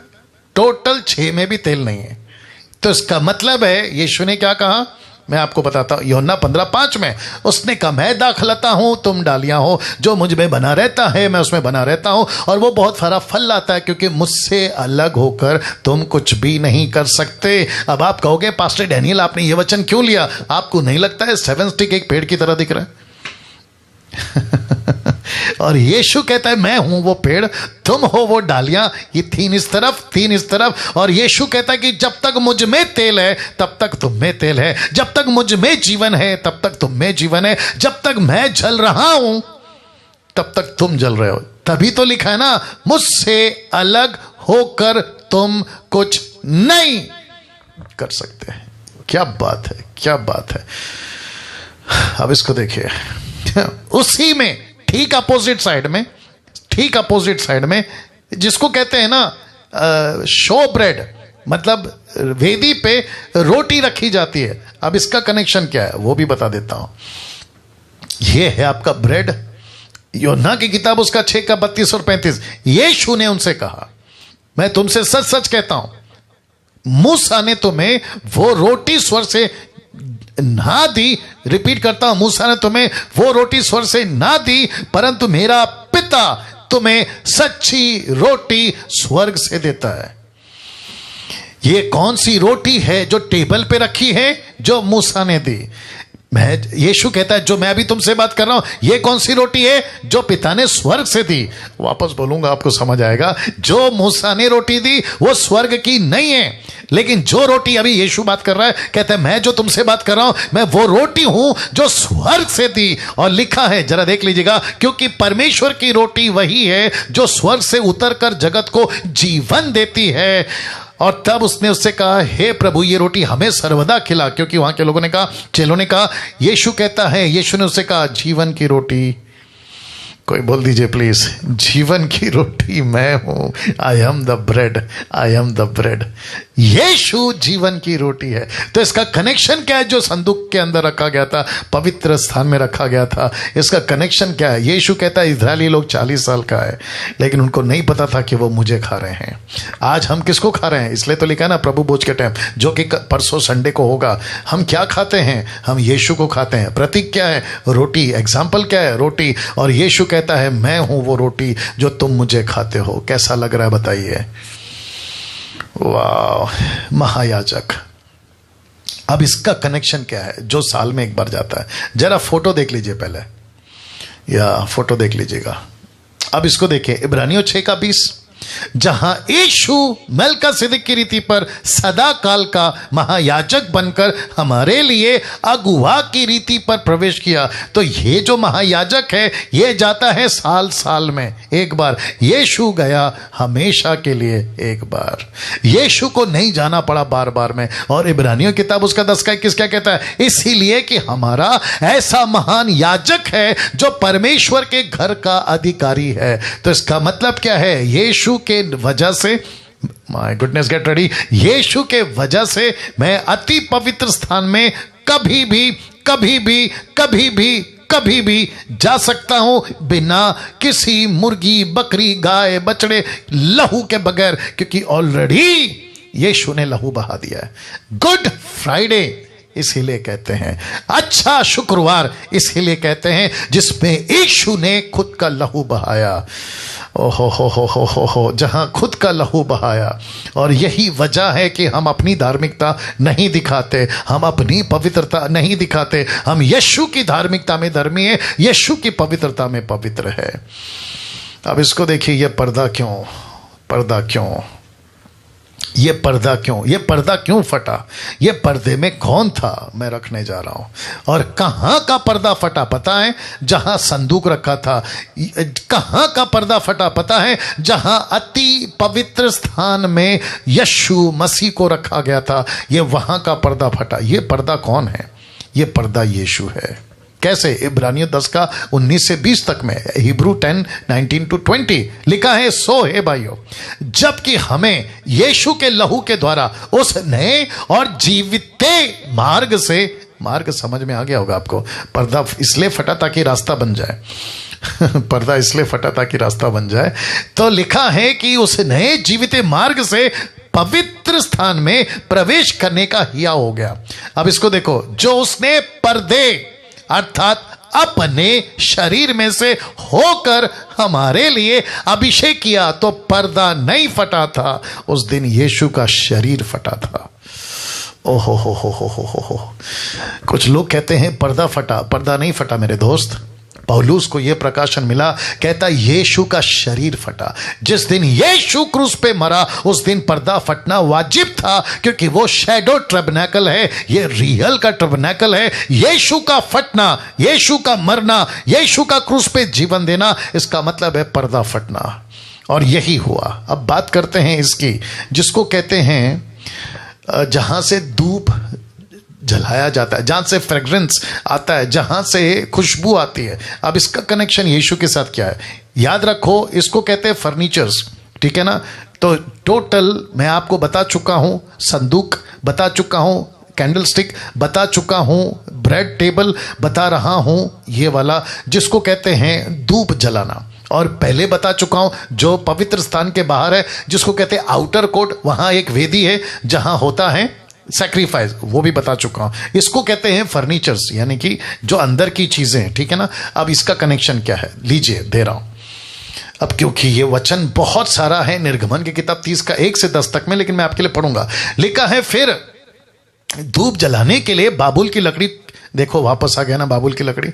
लिखा है, धूप जलाने के लिए बाबुल की लकड़ी की वेदी बनाना, उसकी लंबाई 1 हाथ, चौड़ाई 1 हाथ की हो, वह चौकोर हो। चौकोर मतलब ट्रायंगल, सॉरी स्क्वायर। उसके बाद उसकी ऊंचाई 2 हाथ की हो, उसके सींग और टुकड़े से बनाए जाएं। वचन 3, वेदी के ऊपर वाले पल्ले और चारों ओर की अलंगों और सिंगों को चौके सोने, अब पीतल नहीं है क्योंकि पवित्र स्थान है, यहां सोना ही चलेगा, ठीक है ना। सोने से मुड़वाना, उसके चारों ओर के सोने की एक बाड़ बनाना। वचन 4, उसकी बाड़ के नीचे उसके दोनों अलंगों पर सोने की 2-2 कड़े, मतलब उसको होल्ड करने, फोटो देख लीजिएगा, ठीक है ना, बनाना, काम देना। वचन 5, और डंडों को बाबुल की लकड़ी के बनाकर उनको सोने से मुड़वाना। लकड़ी को भी माफ करें, जो डंडा है उसको भी लकड़ी, और उसके डंडे के ऊपर क्या चलाना है, पीतल नहीं, सोना। ये सब करना ना। वचन 6, उसको उस पर्दे के आगे रखना, उस पर्दे के आगे रखना। तू उसको उस पर्दे के आगे रखना जो साक्षी पात्र के संदूक के सामने है। इसका मतलब है कौन सा पर्दा? जो अभी फटा था, जिसको मैंने अभी बताया फटा था, उस पर्दे के सामने रखना। कहां गया? उसको पर्दे के सामने रखना, साक्षी पत्र के ऊपर है। वही, ध्यान दीजिएगा, वही मैं तुझसे मिला करूंगा। वचन 7, वेदी पर हारून सुगंधित धूप जलाया करे, प्रतिदिन भोर को जब वह दीपक को ठीक करे तब वह धूप को जलाए। वचन 8, तब गोधूली के समय जब हारून दीपकों को जलाए तब धूप जलाया करे, और धूप यहोवा के सामने तुम्हारी पीढ़ी पीढ़ी में नित्य। बाप रे, फिर पढ़ता हूं, लिखा पीढ़ी पीढ़ी में नित्य, मतलब हमेशा 24/7 जलाया जाए। वचन 9, और उसे वेदी पर तुम उस और लिखा है वेदी पर तुम और प्रकार का, दूसरी तरह का, मतलब और प्रकार का धूप नहीं जलाना, और ना उस पर होम बलि और ना अन्न बलि चढ़ाना, ना उस पर अर्ध देना। वचन 10, अब जरा सुनेगा, और हारून वर्ष में 1 बार उसके सिंगों पर प्रायश्चित करे, और तुम्हारी पीढ़ी पीढ़ी में वर्ष में 1 बार प्रायश्चित लिया जाए, यहोवा की लिए परम पवित्र है। अब आप लोग सोच रहे होंगे पास्टर डैनियल आपने इतना लंबा क्यों पढ़वाया। मैं आपको इसका कनेक्शन देता हूं। अब जरा देखिए 7:22 क्या कहता है। यीशु एक उत्तम वाचा का जामीन ठहरा।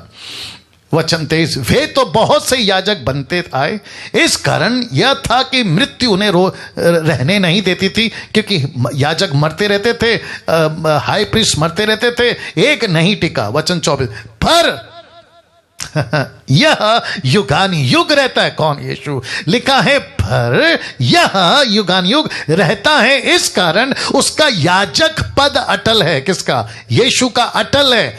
वचन 25, इसीलिए जो उसके द्वारा परमेश्वर के पास आते हैं वह उनका पूरा पूरा उद्धार कर सकता है, क्योंकि ये हर साल नहीं मरता, ये हर साल नहीं जीता, ये हर साल, ये एक बार जिया, एक बार मरा, हमेशा के लिए जिंदा है। ये बात आपको पता होनी चाहिए। लिखा है वचन 26 में, सो ऐसा ही महायाजक हमारे योग्य था, तो सो ऐसा ही महायाजक हमारे योग्य था, जो पवित्र, निष्कपट, निर्मल, पापियों से अलग, स्वर्ग से भी ऊंचा किया हुआ, स्वर्ग से भी ऊंचा, याद रखो यीशु मसीह स्वर्ग से भी ऊंचा किया हुआ है। वचन 27, और उन महायाजकों की नाई उसे आवश्यक नहीं कि प्रतिदिन पहले अपने पापों फिर लोगों के पापों के लिए बलिदान चढ़ाए, क्योंकि उसने अपने आप को बलिदान चढ़ाकर उसे एक ही बार में निपटा दिया। समझते हैं? फिनिश कर दिया।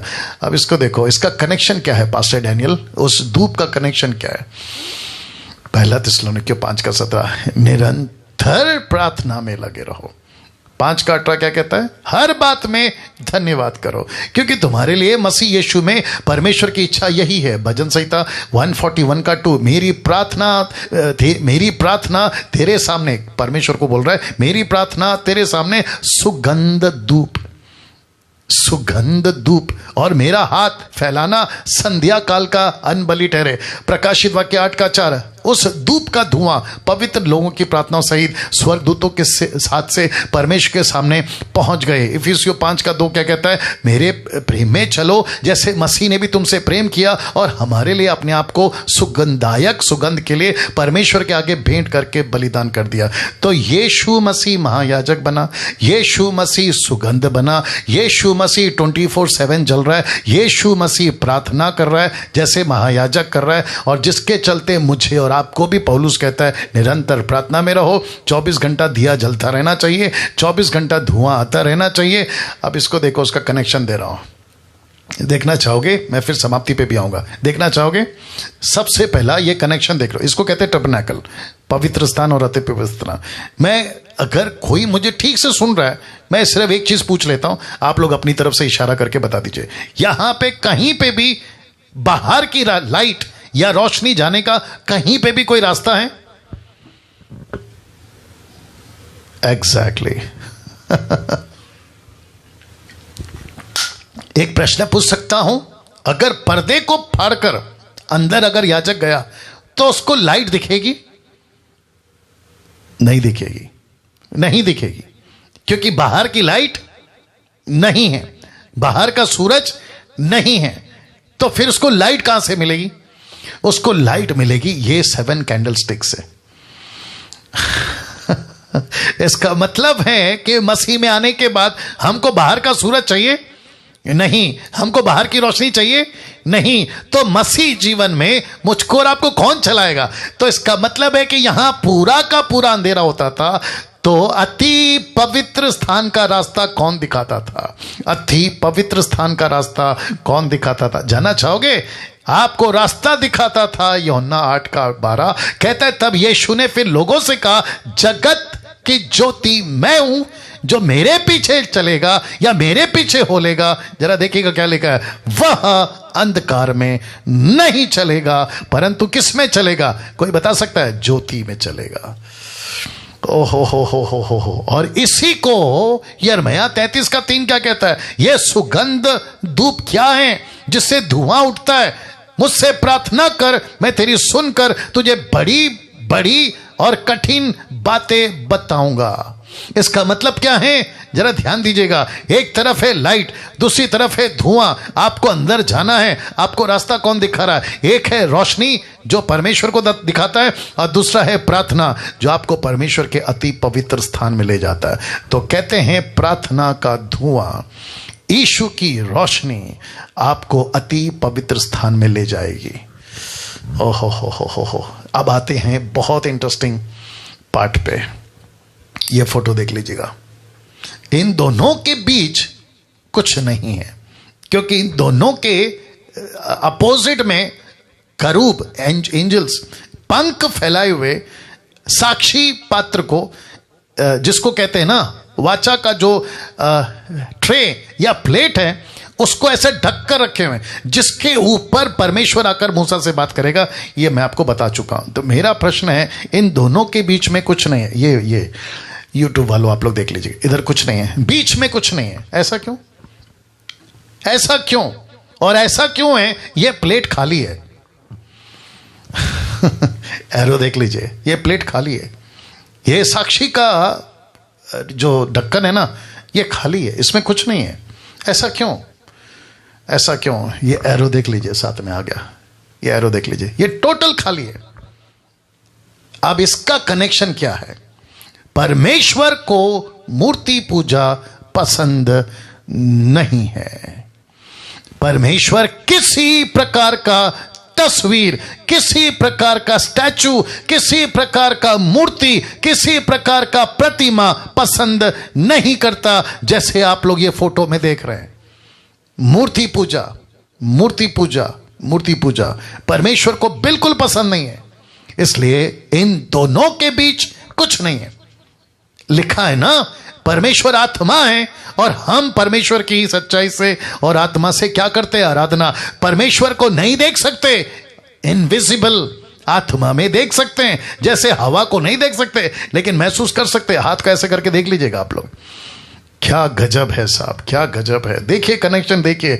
इसलिए यीशु की फोटो नहीं रखते चर्च में, लेकिन कैथलिक वाले रखते हैं, कैथलिक वाले पोप रखते हैं। ये देख लीजिए। और इसको क्या कहते हैं? मूर्ति पूजा। इसको कहते हैं मूर्ति पूजा। मैं वापस कहता हूं, जितने लोग मुझे अभी सुन रहे हैं, आपके गले में क्रॉस है। जरा प्रश्न उठेगा, क्या परमेश्वर को क्रॉस चाहिए आपके गले में? आपके घर पे फोटो है, किसी की स्टैचू है, आपके घर पे रोजरी है, क्या परमेश्वर को चाहिए? आप बाइबल को पूछते हैं, बाइबल को चूमते हैं, सर के नीचे तकिया में रख के कहते हैं कि बाइबल को रख के सोऊंगा, अच्छे सपने, बुरे बातें नहीं होंगी, अच्छे सपने आएंगे, शैतान नहीं आएगा। अब बताइए इसका कनेक्शन क्या है? मूर्ति पूजा। परमेश्वर कहता है बाइबल को मैंने दिया है पढ़ने के लिए, ताकि तू पढ़े और मेरे पास आए। लेकिन हमने क्या किया? बाइबल को ही चूमना, बाइबल को ही मूर्ति बना दिया। गजब है साहब। क्रूस को मूर्ति बना दिया, मरियम की स्टैचू को बनाकर उसकी पूजा करना शुरू कर दिया, और जिसके चलते मैंने ये रखा है। अगर ऐसा कोई है, पश्चाताप करिए, प्रभु के पास में। नाउ अंत में दो बातें बताकर खत्म करूंगा, क्योंकि 9 बज चुके हैं। मेरे साथ बने रहिएगा। इसको कहते हैं, इजरायली चले थे परछाई के पीछे, परछाई के पीछे, अब हम चल रहे हैं सच्चाई के पीछे। मैं रिपीट करता हूं, इजरायली चले थे परछाई के पीछे, लेकिन हम चल रहे हैं सच्चाई के पीछे। दूसरा कनेक्शन, यानी दूसरी बात, महायाजक एक ही होता था। सच्चे परमेश्वर के पास जाना है तो एक ही रास्ता है। दूसरे शब्दों में यीशु ने क्या कहा? यीशु ने कहा मार्ग, सच, सच्चाई और जीवन मैं ही हूं। ब्रैकेट में यीशु, बिना मेरे द्वारा कोई पिता के पास नहीं पहुंच सकता। यहूदी समझ गए थे कि वो यहां की बात कर रहा है। इसलिए आप जरा देख लीजिएगा, महायाजक एक ही होता था। कुछ लोग कहते हैं हर रास्ता सब मिलकर एक ही जगह जाता है, हर धर्म एक ही धर्म है, किसी को भी मानो एक ही है, किसको भी पूजो एक ही है। अब बताइए, यहां याजक एक ही होता था, दो नहीं। यीशु भी एक ही है, रास्ता भी एक ही है। तब जाकर लिखा है मार्ग मैं ही हूं, सच्चाई मैं ही हूं, जीवन मैं ही हूं। डंके की चोट पे यीशु कहता है मेरे बगैर तुम पिता के पास कभी नहीं जा सकते। बाकी का नेक्स्ट वीक जो डीटी के लोग हैं, लेकिन आपको बताता चलूं कि आपको बताता चलूं कि या बाकी का नेक्स्ट वीक। आपको बताता चलूं कि परसों प्रभु भोज है, परसों प्रभु भोज है, महीने का पहला संडे।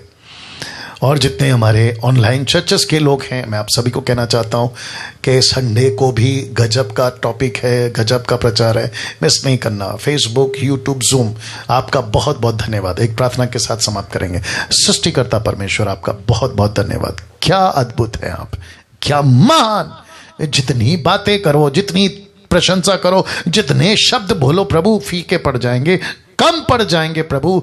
परमेश्वर आपको लाखों लाखों धन्यवाद।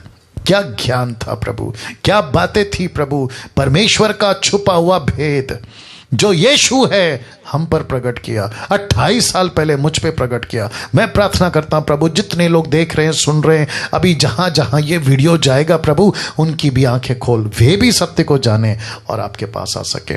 आदर महिमा आपको देता हूं, ये प्रार्थना यीशु के नाम से मांगता हूं, आमीन आमीन। ओके, एक सेकंड। आप जितने फेसबुक और यूट्यूब के लोग हैं, आप लोग अपना अपना ख्याल रखें। लेकिन वापस कहता हूं कि संडे, फिर से याद दिला दूं, 7 से 9 according to Indian standard time आपको फिर से जुड़ना है, आना है। प्रभु भोज है और मैसेज है। और इस वीडियो को जितना हो सकता है दूसरों तक फैलाइए, शेयर करिए, ताकि ऐसी बातें लोगों तक पहुंच सके। या thank you, God bless you. Now